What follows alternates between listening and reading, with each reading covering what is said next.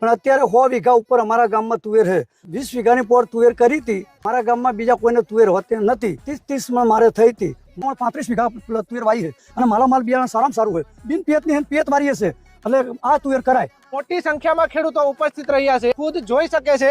જે કડીની બાજુમાં આપણે જાદવપુરા ગામ આવ્યું છે, ત્યાં પ્રગતિશીલ ખેડૂત છે જાદવપુરા ગામના। ત્યારે અમૃતભાઈ પાસેથી આપણે જાણવાનું છે કે સાહેબ આ વાતમાં વાવેતર કરો છો 2 વર્ષથી, તો શરૂઆતમાં તમને કેવું લાગે? મેં સાહેબ 20 વીઘાની પોર તુવેર કરી હતી।